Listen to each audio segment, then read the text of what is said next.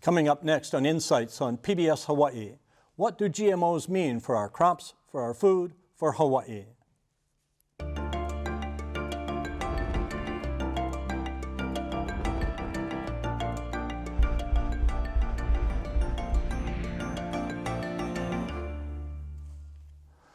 Aloha, and welcome to Insights on PBS Hawaii. I'm Dan Boylan.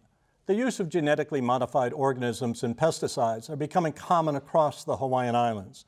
GMO advocates point out new government-approved crop technologies allow for better yields and more affordable options in the supermarket. And while agriculture was once Hawaii's primary economic driver, now many farmers say they need GMOs just to keep their crops viable. But unanswered questions have prompted anti-GMO protesters to push for restrictions on what they believe are unsafe farming practices. On Kauai, a measure to add more limits passed the county council, only to be vetoed by Mayor Bernard Carvalho. Meanwhile, the Hawaii County Council is considering a ban on most GMO crops, a few exceptions. As the debate continues throughout the state, what do policymakers need to know about GMOs? And what do Hawaii consumers need to know about the food they eat and the crops they live next to? We invite you to join our conversation by calling, emailing, or tweeting your questions and comments. Now to our panel. Andrea Brower is a community leader on Kauai and has worked toward the passage of Kauai's pesticide disclosure bill, which was vetoed last week. Andrea has been involved in several projects related to local agriculture. Hector Valenzuela is a vegetable crop specialist and professor at the University of Hawaii-Manoa. He has done research on the impact of GMOs in Hawaii. Dennis Gonsalves was the director of the USDA Pacific Basin Agricultural Research Center in Hilo until he retired last year. Dennis led the team that developed the virus-resistant transgenic papaya, also known as the Rainbow Papaya. Senator Clarence Nishiara is chairman of the state Senate's Agriculture Committee, which last session tabled a GMO labeling measure. He is also my state senator, and I'm watching him real closely tonight.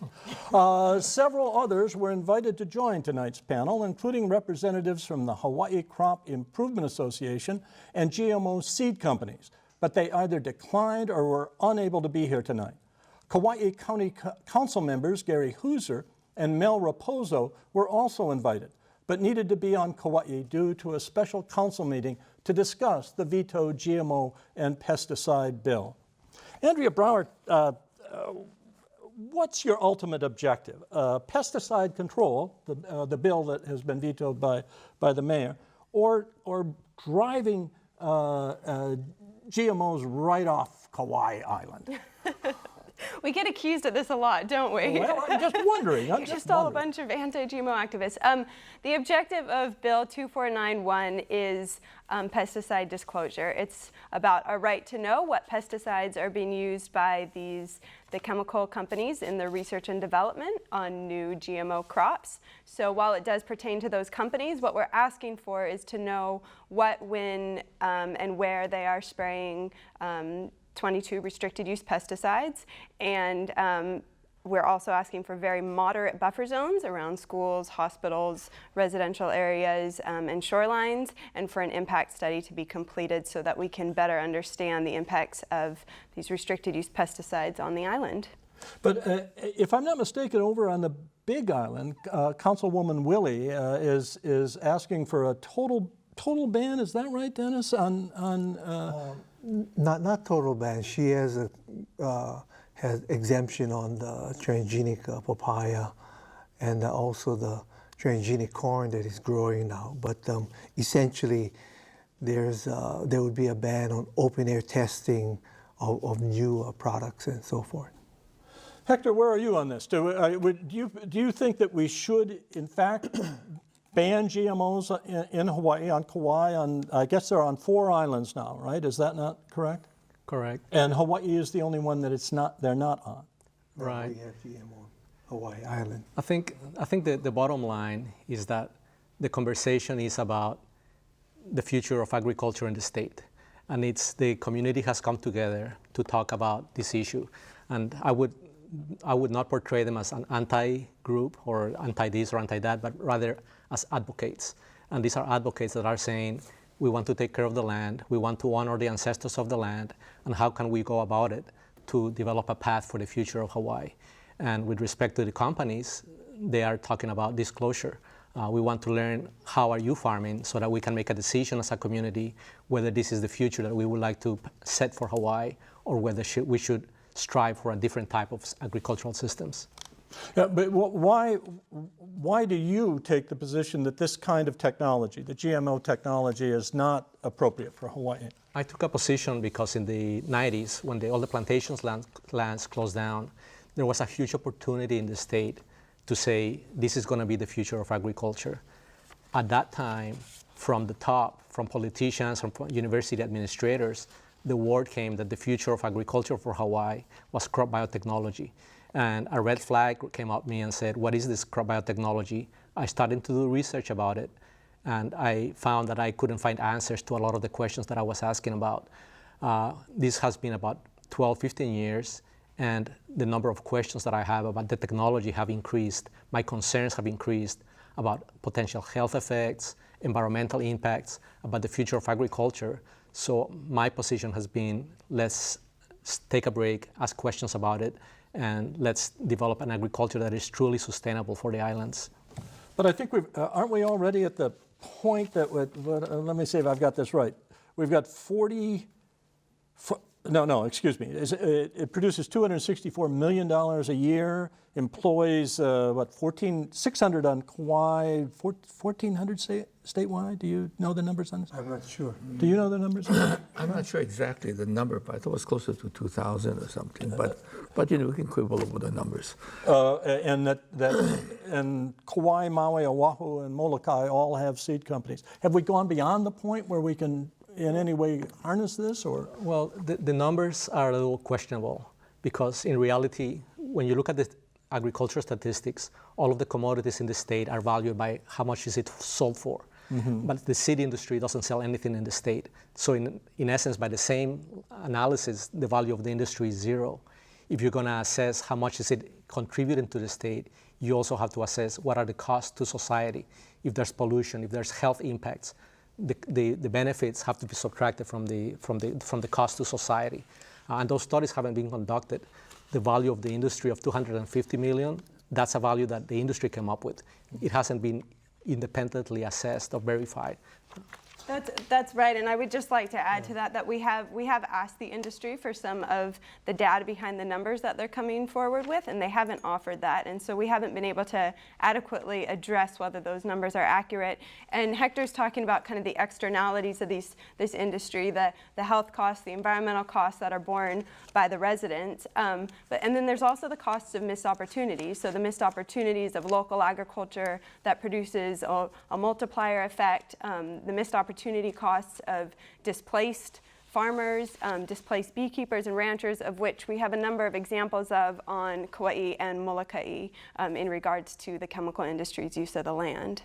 But GMOs can be very, very positive. I mean, there are, 80 papaya growers on the Big Island alone, right, if I'm not mistaken? We have more than 80 papaya growers. And, you know, with the GMO papaya, in the 1990s, 1992, the papaya industry, 95% was on Puna. The papaya ring spot virus got into the industry in 1992. By 1994, the virus has spread throughout the industry, and the production of papaya had been going down and down and down. Now, we were fortunate that we started we anticipated this might happen. So we started doing research in the mid-'80s to develop a control, and the control that we had picked was to develop a genetically engineered papaya.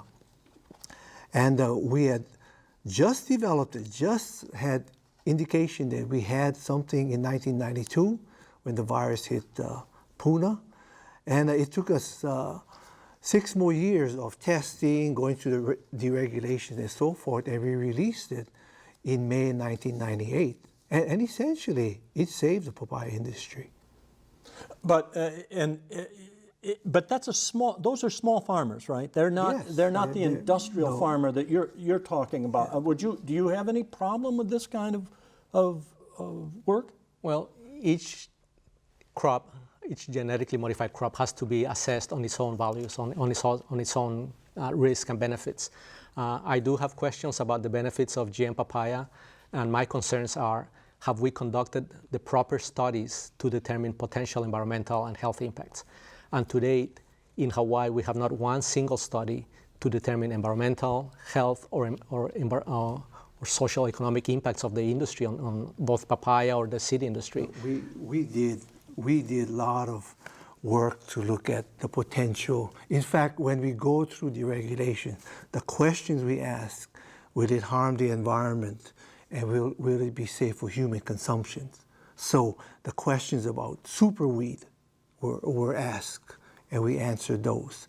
And then the question that virus recombination might happen, we answered those. Now the things on consumption of the transgenic papaya, we compared all of the vitamins and so forth. They were all similar, and the gene that we utilized to develop resistance, it was part of the virus gene. Now people in the 1990s were eating these virus-infected papaya, and they've been eating that thing for years and years. And so all of our studies showed that it was safe. You've at the Agriculture Committee, you've got to listen to all of this discussion of GMOs, if I'm not mistaken. And where do you see the problem? Where do you see it going? Well, you know what sometimes the conversation starts out with the premise that GMOs are bad for you, it's bad for your health, and so on. And so from there, that's where the discussion goes. My job is to bring it back to what is the science, and what is the facts. You asked about how much papaya and all of that. Unfortunately, the Department of Health, which had a branch that would do the statistics, they lost it some years ago when there was a cut in the budget. So they're no longer able to collect that information. But the last information they had back in 2008, they had a figure what percentage was GMO, what percentage was something else. And I can just tell you that in 2008, papaya crop, the Sunrise, which is the original non-GMO, only represented 9% of the total papaya crop. The Rainbow, which is a GMO hybrid, it's a mix between, it's a cross between the Kapoho and the Sunup, it's 46%. So 9% for the non-GMO, 64% for that. And then you have the Solo papaya, which we were at the earlier ones we've been eating prior to all of this, was about 16%. And then when you look at like the Kamiya papaya and those others that are lumped together, who are what we call transgenic and GMO, there's 11%. So if you look at the total crop of papayas that are some aspect may have GMO, it's about 75. So 25% is non-GMO. You had to deal with this labeling issue, though, which is a big issue when it comes to GMOs this last time out. Why? I heard some guy on the issue say, ultimately, we're going to decide all this in the marketplace, and let the marketplace decide. So why wouldn't the state push seed companies to label and other? Well, there are federal regulations that that impact states from labeling anything they wish, because in the laws that allow for the movement of goods between states, the federal government regulates those in terms of labeling and other issues. They have the EPA, they have the USDA, and the FDA, Department of Agriculture, and with that, they've taken a position that it's not necessary to label, and so consequently, for the state to do it, and to expect that the state would label something when there's no proven science that says it's a problem. It would then impact its export, would also impact imports into the state, because if the issue was, does it have GMO properties at all? Then you'd have to look at the things that are manufactured. I think Hector's agreeing with you. No, not really. The concept of labeling GM plants was based originally on the concept of substantial equivalence. And substantial equivalence is not a scientific concept. It's a policy definition which says these two plants are equivalent without having a scientific definition. So this was a way for the regulators to deregulate genetically modified crops. We have to realize that a genetically modified crop is an organism that has never before existed in nature. The papaya is an organism that never before existed, is man-made. So for skeptics, The rainbow papaya. the rainbow papaya, genetically modified crops. So we have to conduct detailed clinical studies to determine if these crops are What safe. Dennis just said he does. They No, did. they did computer modeling, they did analysis on paper. They didn't conduct any animal studies. And 15 years after we released the papaya, there's still not a single study to determine what have been the environmental impact, what has been the health impact, what has been the economic impact on our farmers. So there's no data. Let me go in. You know, we just got the papaya deregulated in Japan. And you know, everybody look at Japan, and they're a very, very strict country and all this stuff. They never required us to do a single animal feeding study on the papaya. Can I just interject? We're spending a lot of time talking about papaya as if papaya is kind of the core of the GMO debate in Hawaii, and I think that's actually not accurate, because what is happening is Hawaii is that we have become one of the main testing places for new genetic engineer varieties of crops, and a lot of those crops are being engineered to withstand greater amounts of pesticides. So Hawaii alone, since GMO field trials began in Hawaii, we've had 3,000 open-air field trials of new genetically engineered crops, and most of these are engineered to withstand greater amounts of pesticides. And these tests are being done by the largest chemical companies in the world, and in order to do these tests, they have to repeatedly spray pesticides onto the crops, and they're doing this in open air, next to schools, next to homes, next to shorelines, and this is the pesticide use that we're afraid of on Kauai and on other islands, and this is what led to, for example, Bill 2491. You know, I'm not sure that these companies are testing these crops with those stuff on Hawaii. As I understand it, essentially, they breed these potential crops. They send it to Hawaii to increase the seeds. And then the seeds are then harvested and sent back to the mainland for further testing. You know, I have a lot of problems with this science issue, right? You're saying that there's not enough science, right? Now I'm sorry, I'm sort of leaving your pesticide thing for a minute. Okay. We'll get back to it, Andy. No problem. But the science thing does bother me. I have trouble with anecdotal evidence about. I think I heard Gary Hooser say on the radio when they. You know, there's more asthma. Doctors have told them there's more asthma, there's more cancer, there's more this because of the pesticide use on the Big Island, but on Kauai. But anecdotal is you know, I got a mother-in-law and a father-in-law who lived amidst sugar cane that was shot with pesticides all their lives, and they lived to 91 and 93, and the 91-year-old still living in my house, and she's as bright and awake as the five of us at this table. So how do you make a case against something with anecdote?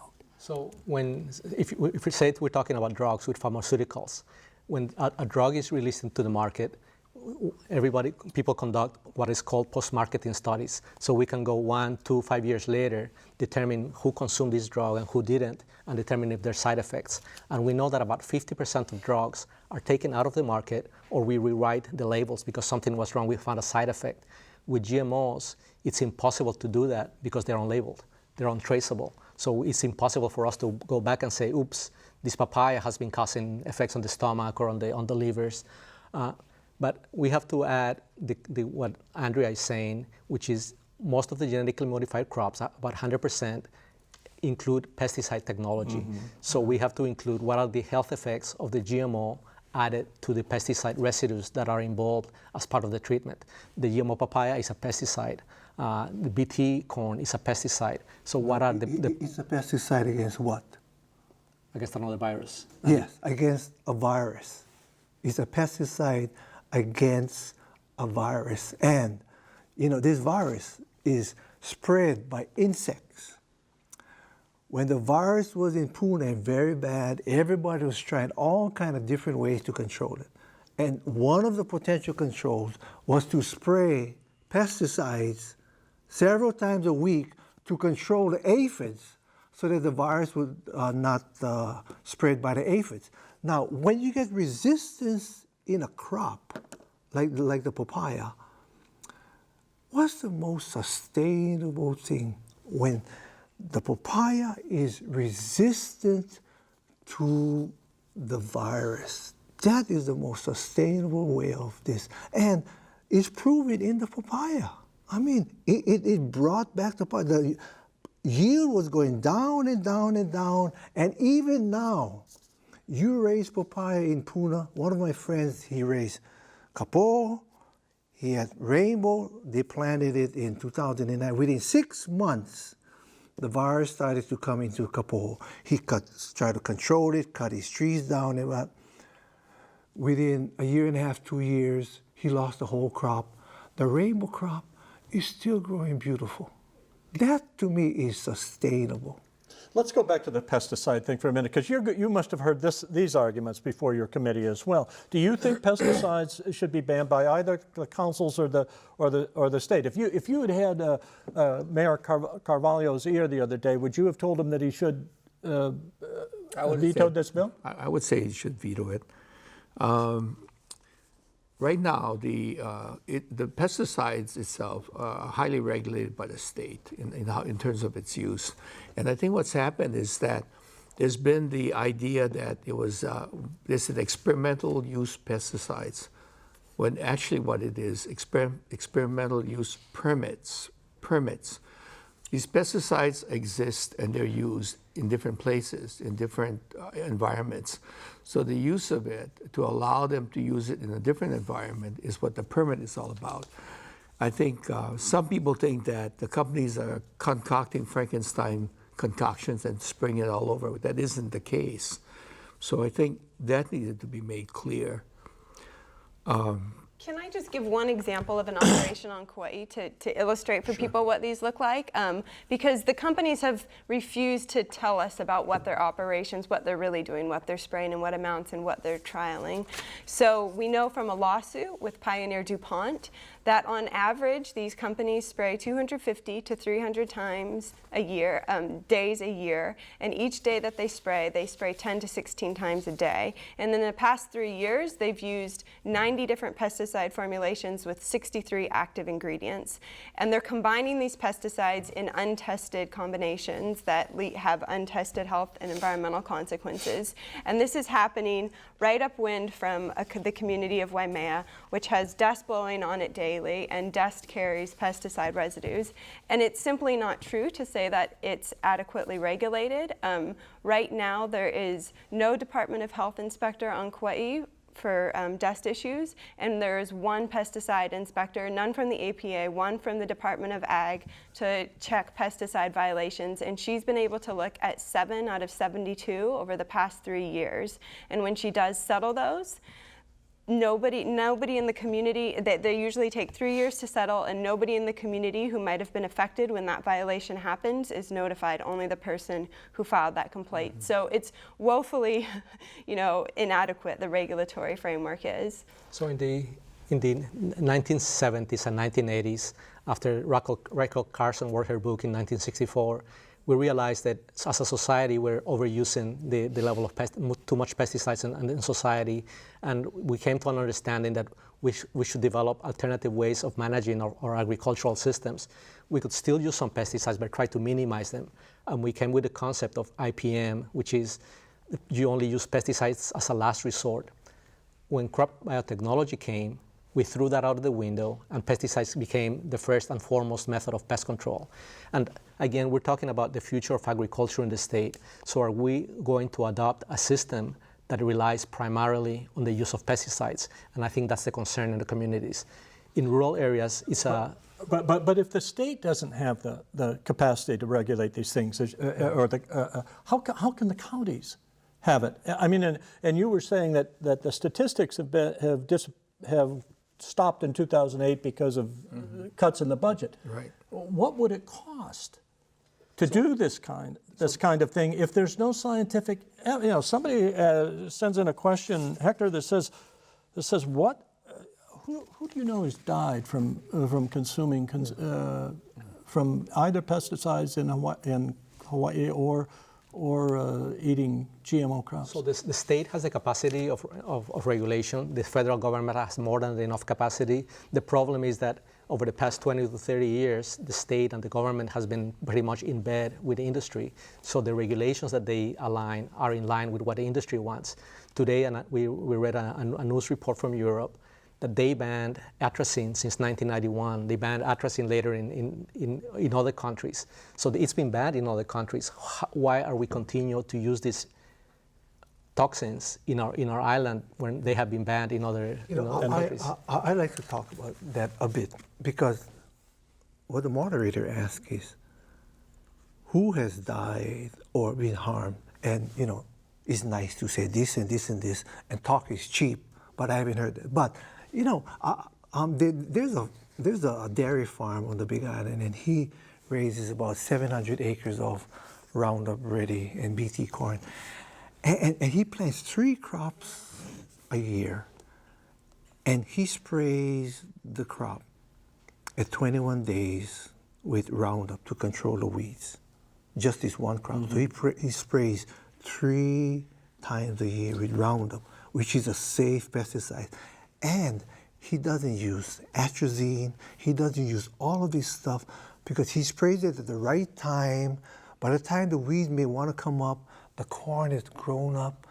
And I thought, my gosh, that is a really efficient use of that. But Dennis, what about Andrea's point? If there are ways to use pesticides and use them in such a manner that they're not going to cause a problem, as in the case, for example, in the case that you're talking about, why can't we know exactly when the seed companies are using pesticides and how often and in what?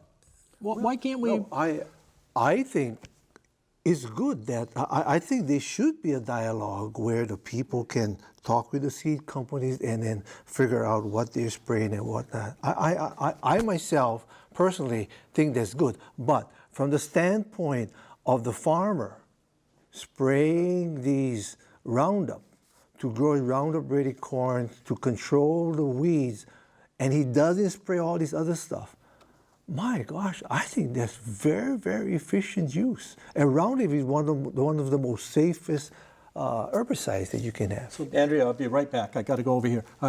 Somebody just said that government has been in Hawaii in bed with the seed companies. You in bed with the seed companies? That must be a pretty big bed. Do you feel that you're controlled by them? No, Are they on your? I think, you listen to information or people come to see you. I have an open door. People come and talk. That doesn't mean that because they represent a seed company, we're not skeptical, we don't question, we don't wonder. We do have a brain. And so if something doesn't seem to match, we will question on that issue. But what if a seed company guy comes to see you, who is already, let's say, just, you're my senator, I wouldn't waste this kind of money on you, but has given $250 to your campaign. And Andrea came to talk to you, and she hadn't given you a dime. Well, you sure you wouldn't listen a little more closely to what she had to say? No, I don't. Because to me, number one, it comes up constantly, not only for this, but other issues where they say, okay, because you receive a campaign contribution, you've sort of sold your soul and whatever else that you have. My response is that if they think whether it's $1,000 or $500, then I'm coming pretty cheap in my own sense of my, my ethics. So I don't buy that, because I listen just as well to people who have no financial interest coming to see me, because I think that's my role as a legislator. Because I go to see him sometimes, and he knows that I am. He doesn't even bring a donut, and I listen to him. Yeah, dumb guy like me with no money. Andy, I'm sorry, I've been cutting you off. You wanted to say something? I could have. I'd actually like to address that point, but I wanted to make a clarification because it's an important one. So the bill on Kauai would not regulate farmers like that who are just growing like Roundup Ready corn, for example. It only pertains to the 5 largest agricultural entities that use over a certain amount of restricted use pesticides, and these are the 5 companies that use 98% of the island's agricultural restricted use pesticides. So it wouldn't pertain to any small farmers. It's just for these big, it's Dow, Syngenta, DuPont, Pioneer, and BASF, and Kauai Coffee. Hector, Richard in IAEA wants to know, asking you particularly, you claim to have had questions about this for 15 years. You are a professor in tropical ag at UH. Why haven't you come up with and performed the test to answer your concerns? I conduct the research. I want to mention briefly the issue of adverse effects. You will not find adverse effects if you don't look for it. The current head of the Crop Improvement Association used to work for Merck Pharmaceuticals. In 1999, questions started to arise about the problem with Vioxx, the famous Vioxx drug. They didn't, despite some evidence that there was harmful effects, they didn't remove the drug out of the market until 2005. By that time, over 25,000 people had died from exposure to Vioxx. Today in the New York Times, we learned that the FDA is finally taking regulatory action on trans fatty acids. We know that the effects of trans fatty acids are not, you don't drop dead, it takes a slow time to affect. But we know that millions of people have died, millions of premature deaths have occurred from exposure to fatty acid. But again, we didn't remove that product despite evidence that it was causing harm. With GMOs, if we're not looking for the evidence, we won't find it. What's your own research in? My research is in crop production. My research is not epidemiological or safe or health effects. My research is how to develop healthy agricultural systems. I have become involved in GMOs because I think it's the wrong direction for the state, but that doesn't mean that I'm going to turn into a physician or into an epidemiologist to start looking for health effects in the community. Dennis, I mean, I'm eating your papayas every day. I'm of that age. I eat it every morning. Every morning. Are you at all worried about this? No. You know why? I'm a plant virus specialist, and I worked on papaya for a long time, and I worked in Thailand, and I've seen fields of infected papaya, people eating it. The gene that we utilize to control this virus essentially was what they call a coat protein gene. And that's what people have been consuming for ages. And the amount of coat protein that is produced in a transgenic papaya is much less than in a virus-infected papaya. We've tested the coat protein of this papaya ring spot virus, and all evidence, I know Hector doesn't want to use computer modeling or laboratory tests, but that's how the standard tests are done on allergenicity. We've followed all of those protocols, and I tell you, it's safe. I just feel like Andrea feels, as a graduate student in sociology, she has to raise her hand. Sometimes I see it. You don't have to do that, Andrea. Just say it. I just have there's a sense that we're conflating two things. We're talking about kind of the health impacts of maybe eating things that have been genetically engineered, but we also need to talk about the health and environmental risks of growing genetically engineered crops in the first place. And the vast majority of genetically engineered crops are crops that have been produced to withstand more pesticides. And they require more pesticides because they start to develop resistance to these pesticides and then require increasing amounts. And there is no disputing the fact that these pesticides are dangerous. And so a lot of the concerns, the health concerns that we're seeing on Kauai, for example, and right now the evidence is just anecdotal, but anecdotal evidence is what gets you to investigate if there's a concern. And when you have over 50 doctors, nurses, and mental health care providers who in a matter of 24 hours send letters to the mayor urging him to pass a right to know bill because they think that there's a problem with pesticide exposure on the island, that should raise some red flags that we need to do more investigation. And there is no disputing that these pesticides are dangerous. Most of them are banned in most developed countries. Yeah, I'd like to make a comment on that. There was a request because of people living along the perimeter where the things were being sprayed. Their concern was there was an increase in cancers. So what happened is that the Department of Health contracted the School of Medicine. They did an independent study. They came back with a report, and it says there was no difference in terms of the number of cases of cancer or those living around there to the general population. So they wrote a report to that effect. What happened was that following that, the focus changed from elevated risks or elevated reported cases of cancer to now it became genetic autism and all kinds of other stuff came up. And that's what they started reporting now. They shifted the argument from what the study was about, which initially was to question the risk as far as elevated cancer risk. And when they found it wasn't true, they shifted it to say, well, maybe it wasn't that, it was this.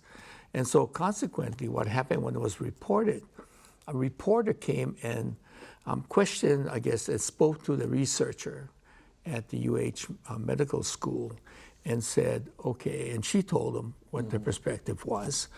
And she was the researcher.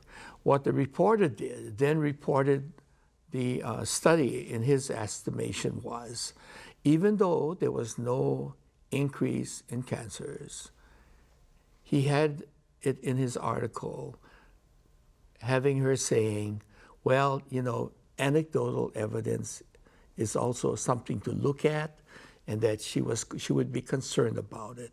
So I called that person up, the researcher. I said, this is what the article was. Is that what you said? And she said, no.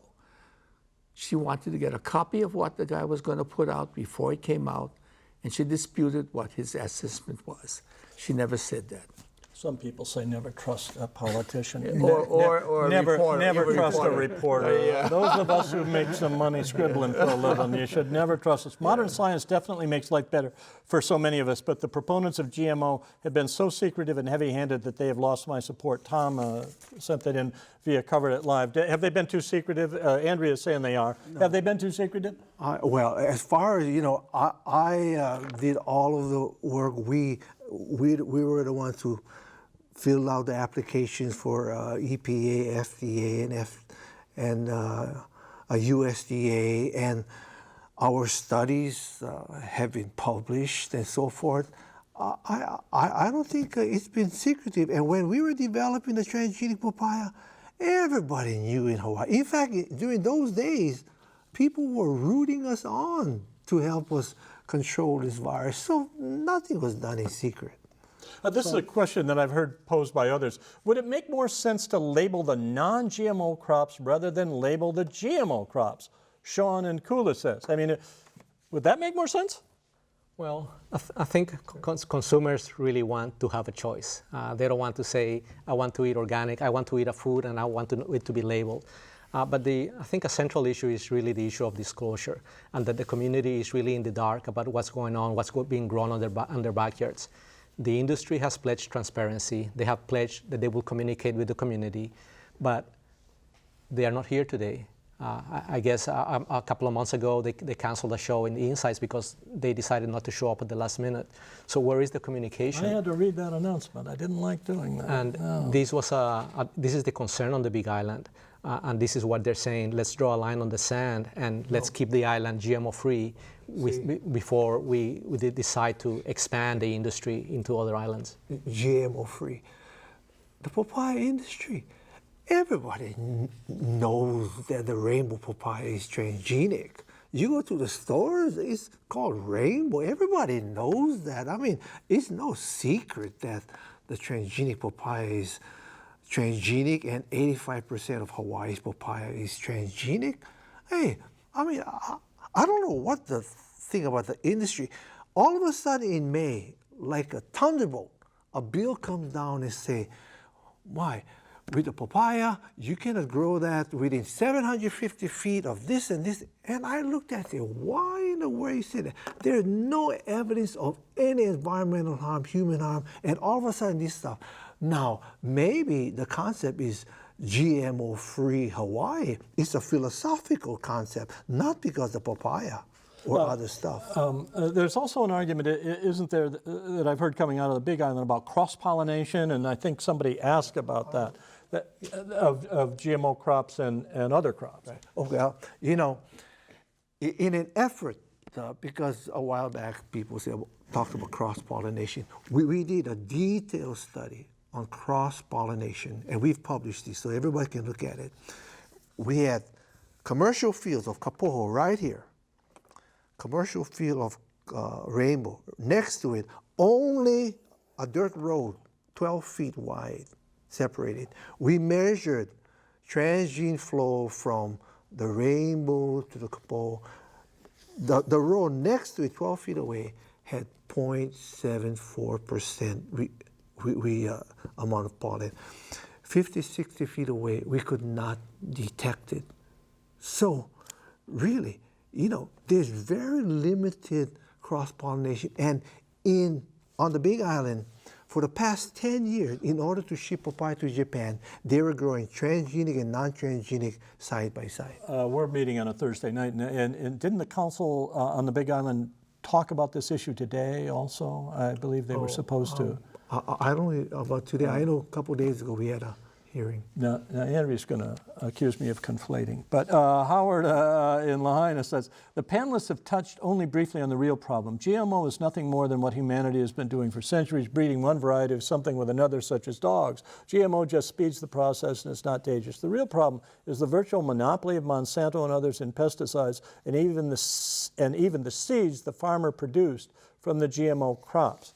Howard and Lahaina. Now, I'm not going to complain, but I just want to talk about the pesticide of it. But I'd actually like to address one of the points he brings up, because when people say anti-GMO, I think that's actually a mischaracterization. What's being opposed is the direction and the control of this technology. So currently, there are 6 corporations, which started as chemical corporations, which control virtually all genetically engineered seeds, as well as 60% of all of the global seed market, and they also control 75% of the global agrochemical market. And they create their technologies so that they can sell more of their chemicals and so that they can control seeds. And so that's really one of the main things that is being opposed when people oppose this industry. And when you asked earlier about the science and the control over science, this industry also controls most of the private research, most of the private science and agriculture, and 75% of their research goes towards genetic engineering, even though genetic engineering technologies have really proven on their promises of increasing yields and greater sustainability. Viv on Cover It Live says to you, Senator, without disclosure, the people knowing what chemicals they are being exposed to, how are they supposed to know what they are sick from? Okay. Okay, you know, we had a House Bill 673, which became Act 105. That was, I guess, last year, last year. And it required that the Department of Ag to post information regarding the use, restricted use pesticides on its website. So they were going to do it, okay?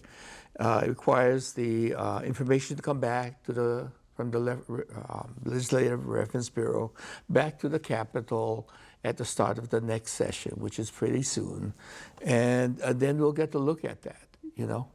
So it's not like we were not looking at it. The issue came up and was being addressed. But you get a deal from a sense of what are the facts. You can't just take people saying, well, I think this, or I've heard that this was, you know, increases in whatever. I think you need to deal with the facts, and that's how we have to deal with it at the Capitol. Now, the caller is asking, how do we know that there is a problem with the pesticides? I think what we'll do is that we need to have that information so we can determine that, and that's why you have people who do researches to look at that and do replicated studies to can prove it one way or the other. And I think that's what we want. I think we're okay with that. We need that information, and that's why we're working to pass this bill, because with but all due respect, Act 105 is only going to be restricted use pesticide sales records on the website, and our bill is actually asking for weekly disclosure of all chemicals used by these companies. So it's much more comprehensive, and there's no timeline on when Act 105 even begins and how often they post things to their website, and it doesn't include general use pesticides. Again, I guess this comes in conflict with federal law, so I think that's what they're saying as well. You know, we'd like to feel that we can do whatever we want in terms of protecting the public's health. But we do belong to a nation that has a set of laws that governs other states as well, that we can't just go ahead and just do it because we feel that's what we should do. Of course, but 9 of the top attorneys in the state and nation have signed on saying that they think that this bill is legal and will withstand legal challenges. Well, are you arguing it then, will go to court and it will be decided in court. Yeah. Andrea, are you arguing then, as I think I've heard, that the mayor, the good mayor of Kauai, is not a good mayor, that he is not listening to his attorney, and that he's a good man. I actually know him well. I grew up with him. He's a good man, and I don't believe that he would make a decision that he felt was compromising the health and safety of the people. But I do believe that he was misguided on this decision, severely misguided. I think there was a lot of pressure coming from the industry. This industry has a history in this nation and across the world of strong-arming communities into not regulating them and to letting them get away with basically whatever they want. So the industry, from day one when we put this bill forward, started saying they would sue us and started telling their workers that they would fire them and that they would, you know, basically close down if they had to disclose pesticide usage. So they created a very divisive issue. And that's exactly what they said?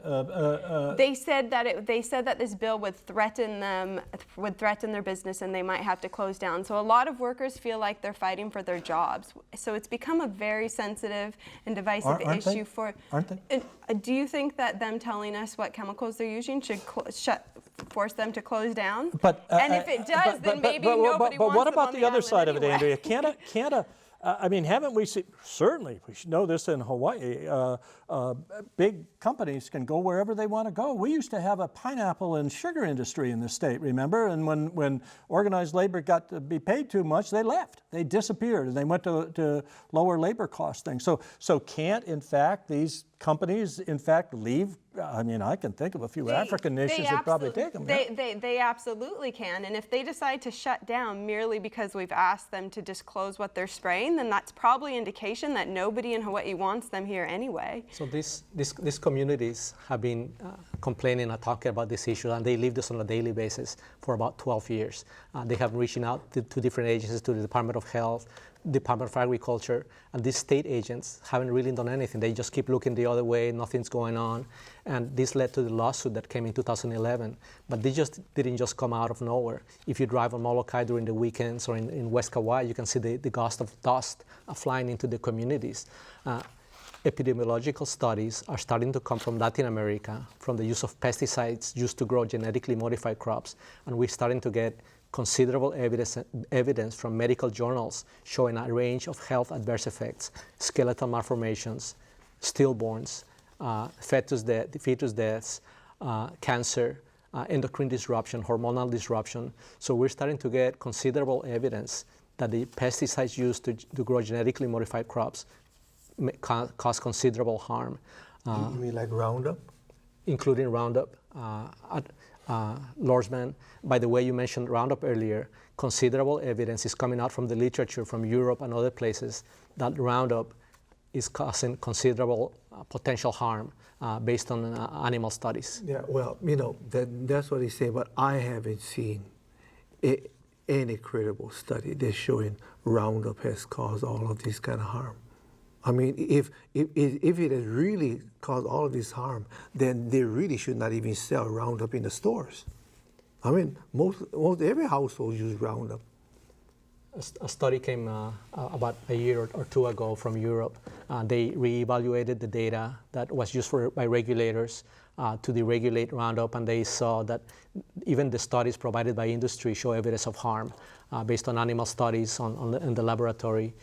So there's considerable evidence from the research literature showing adverse effects from Roundup. Considerable evidence when so many of the respected scientific organizations say that these things are safe. So we have a dispute in the science. Right. As well. Is there, God, I mean, my problem, to be honest with you, I gotta tell you my frustrations. Everything is polarized now, right? Yes. They're polarized. If somebody sits and says no to your position, then he's in bed with big. If somebody says and then someone says there's not enough science on all of this because the companies are not transparent enough. And maybe there's some truth to that, but there's no in-between position. Where's our in-between position? How do we solve these things? That's one reason, and people, Hector may not believe me, but that's one reason why we did the transgene flow study, because I wanted to figure out, okay, what are, under field conditions, what are the real, and we did a lot of studies, what are the potential transgene flow? Is it at 12 feet, is it 100% or so? And the reason why we did that, I was thinking, okay, we get that information, then if someone comes to me and says, Dennis, I want to raise non-GMO papaya. Now, based on your kind of information, if I'm so far whatnot, what are the chances that I would get transgene flow? Then I can show them the data and say, hey, these are the situations. Yeah, I think we can do that. But now, if that person say, there can be absolutely no transgene flow, then forget it. But we did that study, and if you read the discussion in that study, I state that based on this information, we should be able to figure that out. And that's what I call the middle ground. Can I comment on polarization too? Because this divisiveness, it's no good. And I think a lot of it is manufactured by the industry, at least in our experience on Kauai. And one thing I think none of us are polarized on is that we all want to see a long-term future for our planet and the keiki and our grandchildren, and a sustainable food future, and a planet where everybody can eat healthy food and we can all live and not worry about climate change and these things. And the United Nations and World Bank compiled the most comprehensive and rigorous assessment of agriculture to date, and it included 400 top scientists, 80 different countries, and their very, very strong conclusion was that the only way to feed the world sustainably was by empowering smallholder agriculture, by transforming the industrial food system, and by really investing in agroecological methods. And right now, despite the fact that smallholder agriculture has been undermined for decades by policy that really favors big corporate ag, they're still feeding 70% of the world with 30% of the world's resources, while industrial agriculture, of which GMOs is a part, uses 70% of the resources and only feeds 30% of the world. So if we really want to talk about feeding the world in a time of climate change, we need a radical transformation of our food systems. Well, let's talk about, and I work with the small people. The papaya was a public sector work. Okay, we got no funding from the big companies. You talk about environmental impact. In Brazil, the industry was in São Paulo. The virus wiped it out. It went further north, went up north, started to go into the forest. of Brazil. Now, you have virus-resistant papaya. You can grow it right there, and you don't have to continually move away into virgin. That, to me, is environmentally friendly, because you can grow it there and it's resistant to the virus. You don't have to run away from the virus and go into these forests. So when you look at the record of these 6 agrochemical companies, we know that they have produced dozens of chemicals that decades after they started producing these chemicals, we had enough documentation that they caused considerable harm. We also know, based on court documents and on internal government documents, that in many cases these companies were aware from early on that these products were causing considerable harm, and because they were making so much money, they refused to take it out of the market. I mentioned the issue with Merck Pharmaceuticals earlier with Diox, Agent Orange, PCBs. For decades, they continue to produce these products despite knowing.